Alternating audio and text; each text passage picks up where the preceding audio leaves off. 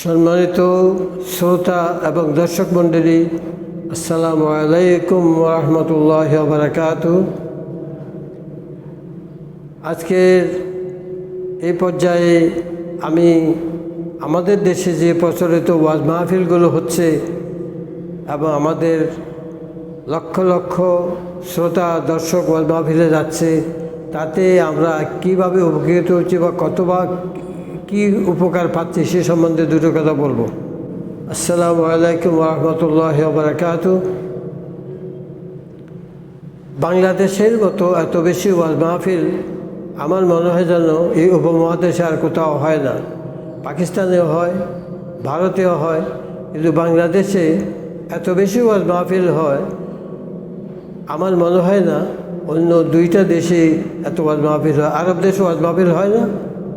আমি আরব দেশে থেকে আসি, তাদের ওয়াজ মাহফিলের দরকার হয় না। তার কারণ তাদের মাতৃভাষা আরবি, কোরআনের ভাষা আরবি, তারা শুনলেই বোঝে। তাদের মূর্খরাও শুনলে বোঝে, শিক্ষিতরা তো আছেই, সুতরাং সেখানে ওয়াজ মাহফিলের প্রয়োজন হয় না। ওয়াজ আমাদের এই দেশে হয়। ওয়াজ মাহফিল যে হয় এটার একটা মৌসুম আছে, বিশেষ করে শীতকাল। এই অক্টোবর থেকে শুরু হবে। অক্টোবর, নভেম্বর, ডিসেম্বর, জানুয়ারি, ফেব্রুয়ারি, মার্চ, এই 4-5টি মাস সারা দেশে আলেমগণ চষে বেড়াবেন। এ প্রান্ত থেকে ও প্রান্ত একটা পর একটা ওয়াজ মাহফিল করেন। এমনকি কোনো কোনো আলেম একই দিনে 2টা ওয়াজ মাহফিল বা 3টা ওয়াজ মাহফিল অ্যাটেন্ড করেন। গাড়ি আছে, গাড়ি দিয়ে চলে যান, ওয়াজ মাহফিল অ্যাটেন্ড করেন, এত ব্যস্ত। এবং একজন আলেম, ওনারা মাশাআল্লাহ জ্ঞানী গুণী, ওনারা শিক্ষিত, কোরআন হাদিস সম্বন্ধে জ্ঞান আছে, সেই জন্য তো ওনারা বলতে পারেন, মানুষকে শুনাইতে পারেন। আমার প্রশ্ন সেখানে না। আমার প্রশ্ন হলো একজন ওয়াজ মাহফিলে, একজন বক্তার ওয়াজ মাহফিলে হাজার হাজার লোক, অনেক সময় শুনি লক্ষ লক্ষ লোক ওয়াজ মাহফিলে আসে। যে বক্তা যত বেশি শ্রোতা আকর্ষণ করতে পারে তিনি তত বড় বক্তা, তিনি তত বড় ওয়াইজ। ওয়াজ শব্দের অর্থ তো হলো যে কিছু বলা, বর্ণনা করা এবং বক্তৃতা দেওয়া। যেমন কোরআন শরীফ আল্লাহর ওয়াজ, আল্লাহ নিজে কোরআন বলছেন এই ওয়াজ, এর মাধ্যমে আল্লাহ কোরআন নাযিল করেছেন। কোরআন শরীফের মধ্যে আল্লাহর ওয়াজ, এই ওয়াজটা আমাদের মুসলমানদের জন্য, বা আল্লাহ রব্বুল আলামিন কোরআন নাযিল করেছেন বিশ্ববাসীর জন্য এবং সমগ্র মানব জাতির জন্য। যেমন রাসূল সাল্লাল্লাহু আলাইহি ওয়াসাল্লামকে আল্লাহ নবী সাল্লাল্লাহু আলাইহি ওয়াসাল্লামকে পাঠাইছেন রাহমাতুল লিল আলামিন, সারা বিশ্ববাসীর জন্য, সারা বিশ্বের সর্বগোষ্ঠী জাতির জন্য পাঠিয়েছেন। আমাদের দেশে আমরা যে ওয়াজ মাহফিল করি, আরব দেশে তো দরকার হয় না। আমি দেখে আসি, শুনে আসি, 7-8-10টা আরব দেশের লোকদের সাথে একসঙ্গে কাজ করছি, খোঁজ নিয়েছি। তাদের দেশে ওয়াজ মাহফিল হয় না। মসজিদে যা খুতবা হয়, খুতবা তারা শুনেন, ওটা বুঝেন, ওইটাই তাদের চলে। অশিক্ষিত হলেও চলে তাদের, বুঝেন তারা। আমাদের এত ওয়াজ মাহফিলের দরকার কি, এত প্রয়োজন কি ওয়াজ মাহফিলের? আমি ওয়াজ মাহফিল দিয়া, আমরা এই ওয়াজ মাহফিল দিয়া কয়েকজন লোককে সূরা ফাতিহা শিখাইতে পেরেছি। সূরা ফাতিহা, আমি বেশি লম্বা করব না, সূরা ফাতিহা শুধু এই 6-7টা আয়াত, কয়টা আয়াত আমরা শিখাইতে পেরেছি। অথচ ওয়াজ মাহফিলে একজন বক্তা 1-2টা আয়াত নিয়ে ঘন্টার পর ঘন্টা বক্তৃতা করতে থাকেন, ওয়াজ করতে থাকেন। 2-3টা ঘন্টা পর্যন্ত ওনারা বক্তৃতা করতে থাকেন, মানুষ শুনতে থাকে। মাঝে মাঝে আর কোরআনের আলো, ঘরে ঘরে আলো, তাকবীর তাকবীর, আল্লাহু আকবার, জিন্দাবাদ, এইসব দিয়া ওয়াজ মাহফিল গরম করে মাথায় রাখে। কিন্তু যারা ওয়াজ মাহফিলে আসা যেমন ওয়াজ মাহফিলে ওয়াজ বক্তৃতা করা যেমন একজনের একটা প্রফেশন, আমি নিজে জানি, কারণ আমি ওয়াজ মাহফিল নিজেও করেছি, নিজেও বক্তা ছিলাম 13 সাল পর্যন্ত। এরপর আমার অসুস্থতার কারণে আমি আর যেতে পারিনি। আমি দেখতাম যারা আসেন তারা কী জন্য আসেন, একটা খামের জন্য আসেন। ওই খামের ভিতরে কী থাকে আমরা সবাই ধারণা করতে পারি।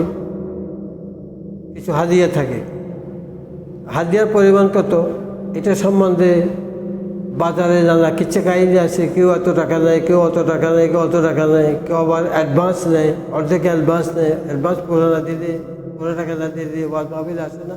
নানা কিচ্ছা কাহিনী আমরা শুনতেছি, শুনি। এরকম একবার আমার সাথেও হয়েছে।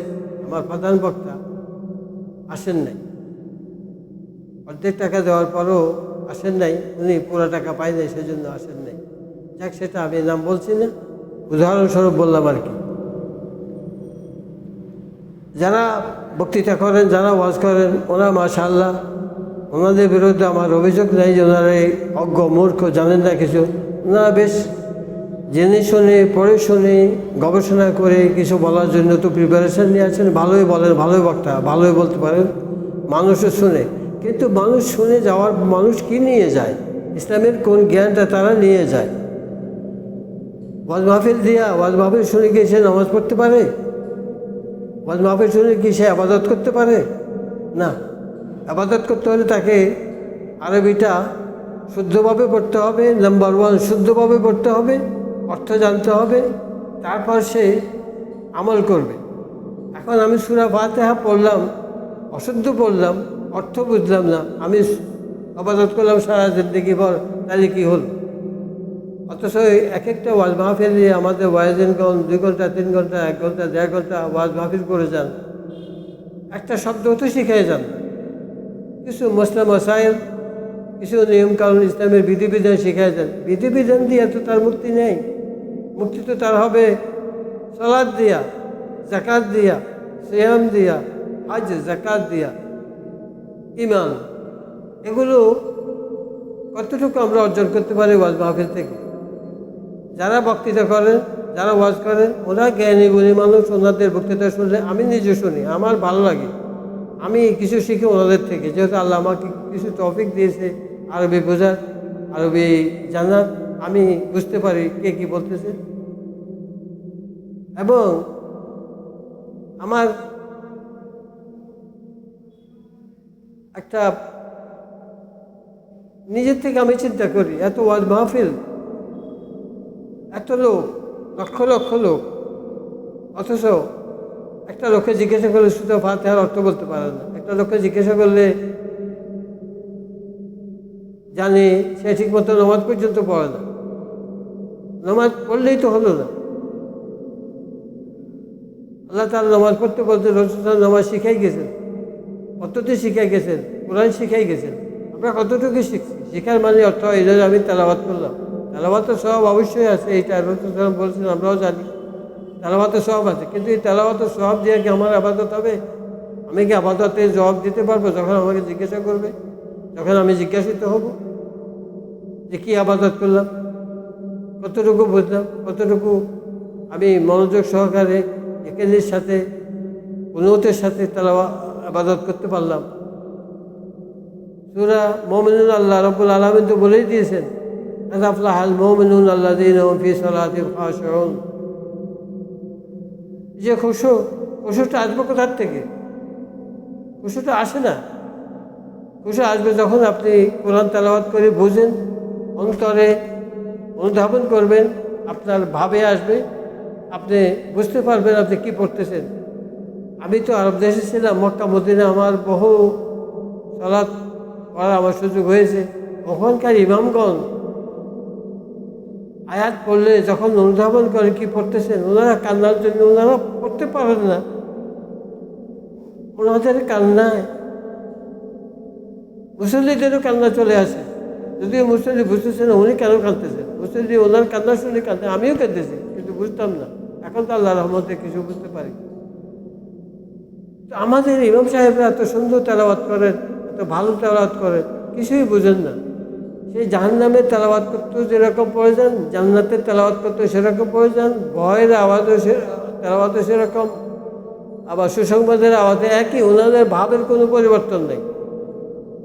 অর্থাৎ উনি না বুঝে পড়তেছেন। তেলাওয়াত করলে তো সুন্দর, কোনো সমস্যা নেই, নামাজ হয়ে গেছে। কিন্তু নামাজ কি এই দিয়ে হয়? আলেমদেরকে আমি জিজ্ঞাসা করছি, আপনি নিজেকে জিজ্ঞাসা করেন, আপনি ওয়াজ মাহফিলে কয়টা লোকে কয়টা শব্দ শিখিয়েছেন? 5 ওয়াক্ত নামাজ আমরা সবাই জানি, 30টা ফরজ রোজা সবাই জানি, হজ ফরজ সবাই জানি, যাকাত ফরজ সবাই জানি, ঈমান থাকতে হবে সবাই জানি। কিন্তু কোন আলেম কোন ওয়াজ মাহফিলে কয়টা শব্দ আরবি শিখাই গেছেন ওনার ওনার দর্শকদেরকে একটা শব্দ শেখান, আমি দেখি নাই কোনোদিন শব্দ শিখাইছি, আমি কোনোদিন শুনি নাই ওনার শব্দ শিখাইছি। অথচ কোরআন শিখতে হলে শব্দার্থে শিখতে হবে। শব্দার্থে কোরআন না শিখলে কোরআন আপনি শিখতেই পারবেন না। তর্জমা পড়ে কোরআন শেখা যায় না। আমাকে আমার এক বন্ধু বলতেছে, আমি তো কোরআন পড়ে ফেলছি, তর্জমা করে পড়ে ফেলছি। তো জিজ্ঞাসা করলাম ওইটা আর কি বলতে, কোথাও কোথাও আমি তো বলতে পারবো না। তো কী শিখলে যাবে? তর্জমা পড়লে তো কোরআন শেখা হবে না। তর্জমা পড়লে একটা সাহিত্যের মতো পড়ে গেলেন, এই সাহিত্য পড়লে তো কোরআন শেখা হইল না। আপনাকে কোরআনের শাব্দিক অর্থে পড়তে হবে এবং শাব্দিক অর্থে শিখে তারপর আপনি আমল করবেন। আমার অনুরোধ থাকলো ওয়াজ মাহফিল যারা করেন করে যান আপনারা, কিন্তু আমার অনুরোধ থাকবে অন্তত 15-20টা মিনিট ব্যয় করবেন কোনো একটা সূরার 2-4টা শব্দ শিখাইতে, 2-4টা শব্দ মুখস্থ করাইতে শুদ্ধভাবে অর্থসহ। তাহলে আপনার ওয়াজ মাহফিল মনে করলাম যে আপনি কিছু দিয়ে যেতে পারলেন। না হয় এই কানে শুনলাম ওই কানে পার করে দিলাম। আমার ইসলামের বা যিনি আসছেন ওয়াজ মাহফিল ওনার কিছু হয়ে যায়, বরঞ্চ সেই রাত সারা রাত্রে ওয়াজ শুনি ওনার ফজরও যদি কাজা হয়ে যায়, আশ্চর্য হওয়ার কিছু নেই, হওয়া স্বাভাবিক হয়ও। আর রাত 3টা পর্যন্ত ওয়াজ মাহফিল করে ঘুমাইলে পর আর কি ফজর পড়া যায়। যাই হোক, এই আমার অভিমত। আপনারা আমার কথায় মনক্ষুণ্ণ হবেন না। আমি যেটা নিজে চিন্তা করেছি, দেখেছি এবং বুঝেছি সে সম্বন্ধে সেটাই বলেছি। ওয়াজ মাহফিল করেন, মানুষকে দিনের পথে ডাকেন, ঠিক আছে, কিন্তু মানুষকে আরবি শেখান, সূরাগুলো শেখান। সূরা ফাতিহা শিখতে 10টা জুমা লাগে। 10টা জুমায় আমি প্র্যাকটিক্যালি আমি একজন আলেম দ্বারা শিখাইছিলাম ওনার মসজিদে, উনি খতিব 10 জুমাতে উনি সূরা ফাতিহা শিখাইছেন অর্থসহ এবং কিছু বয়ানসহ, কিছু ব্যাখ্যাসহ। আমাদের খতিবগণ যদি জুমার দিনে যে বয়ান করেন, মানে প্রথম খুতবা যেটা ওনারা তো বয়ান বলেন, প্রথম খুতবা যেটা, ওইটাতে যদি অন্তত 15টা মিনিট ব্যয় করে প্রতি জুমাতে অন্তত 2টা শব্দ করে 1টা শব্দ করে মানুষকে শুদ্ধ অর্থসহ শিখাই দিতেন, তাহলে 2.5 মাসে যে কয়টা জুমা হয় তাতে পুরো ফাতিহা শেখানো হয়ে যায় অর্থসহ, শুদ্ধ এবং অর্থসহ। শুদ্ধ হলো না, অর্থ শিখলাম না, তেলাওয়াত করে গেলাম, তাহলে আমার কি আবাদত হবে? আমি আলেমদেরকে জিজ্ঞাসা করছি, আল্লাহ রাসূল সাল্লাল্লাহু আলাইহি ওয়াসাল্লাম বলে গেছেন তোমরা শুধু তেলাওয়াত করে নামাজ পড়লে হয়ে যাবে। রাসূল সাল্লাল্লাহু আলাইহি ওয়াসাল্লাম যাদেরকে বলেছে ওনারা সাহাবী ছিলেন, ওনার ভাষা আরবি ছিল, ওনারা সব বুঝতেন, শুনলেই বুঝতেন, না বুঝলে রাসূল সাল্লাল্লাহু আলাইহি ওয়াসাল্লাম জিজ্ঞাসা করতেন। ওনার যে বৈঠক হইতো, বৈঠকের মধ্যে যারা থাকতেন ওনারা শুনতেন, বুঝতেন, জিজ্ঞাসা করতেন, প্রশ্ন উত্তর দিতেন, ওনাদের সমস্যা হয়নি। আমাদের সমস্যা হলে আমাদের তো মাতৃভাষা না, আমরা তো আরবি জানি না, আরবি বুঝি না। সুতরাং আমাদেরকে শুধু তেলাওয়াত করলে আমার কোরআন হয়ে যাবে, সালাত হয়ে যাবে, কোরআন তেলাওয়াত করলে আমার হয়ে যাবে, এই ধারণা থেকে আমাদেরকে সরে আসতে হবে। আমাদেরকে শুদ্ধ অর্থসহ কোরআন শিখতে হবে যতটুকু পারি। 2টা সূরা, 5টা সূরা, 10টা সূরা শিখ, যেগুলো দিয়ে আমরা সাধারণত দৈনিক সালাতগুলো আদায় করি, এতটুকু শিখলে আমাদের হয়ে যায়। এইটা বেশি সময় লাগে না। সূরা ফাতিহা শিখতে বললাম না, আমার এক খতিব আমার সাথে চুক্তিবদ্ধ হয়ে পড়াইছিলেন, উনি 10টা জুমাতে উনি সূরা ফাতিহা পড়ে শিখাতে পারছেন, প্রত্যেকটা শব্দ শুদ্ধ অর্থসহ শিখাতে পারছেন। আমি ওয়াজ মাহফিলে এত লোককে শুনাইলাম, কিন্তু সূরা ফাতিহার একটা শব্দ শিখাইলাম না, সূরা ফাতিহা শিখাতে পারলাম না। তাহলে কি লাভ হলো? একই ওয়াজ, একই বয়ানের পর বয়ান। যারা বলেন ওনারা তো লেখে পড়ে শিখে আসেন, বয়ান দিতে আসেন, শুনাইতে আসেন, আমি শুনি, আমার ভালো লাগে, আমি ওনার থেকে শুনি, ব্যাখ্যা শুনি, ভালো লাগে আমার। কিন্তু সাধারণ দর্শক যারা আছে, শ্রোতা যারা আছে, তারা কয়জনে কী বুঝে, কোন সূরার কোন আয়াত এটাও তো জানে না, কোন শব্দের প্রিয়তা সেটাও জানে না। এত ওয়াজ মাহফিল করে আমি ইসলামের কি খেদমত করলাম? ইসলামের খেদমত করতে হলে তো আমাকে ইসলাম শিখাইতে হবে, কোরআন দিয়ে শিখাইতে হবে। আমার মন গড়া, আমার মন মতো কিছু দিয়ে বললে তো হবে না। আমি ওয়াজ মাহফিল যারা করেন তাদেরকে হয়তো মনে কষ্ট দিয়েছি, কিন্তু আমি নিজের অভিজ্ঞতা থেকে, নিজের আমার গবেষণা থেকে আমি যা দেখেছি, আমি নিজেও ওয়াজ মাহফিল করছি বলছি আগে, কিছুই শেখা হয় না, কোরআনের কিছুই শেখা হয় না। এবং যারা যায় তারা ওয়াজ মাহফিলে আসার একটা অভ্যাস হয়ে যায়, প্রতি রাতেই যাবে। যারা ওয়াজ মাহফিল করে তাদেরও একটা অভ্যাস হয়ে গেছে, তাদের তো কিছু প্রাপ্তি আছে মাশাআল্লাহ। এটা ওনারা তো এই 4-5টা মাস বেশ ভালোই একটা প্রাপ্তি হয় ওনাদের, চলে ওনাদের তো দরকার।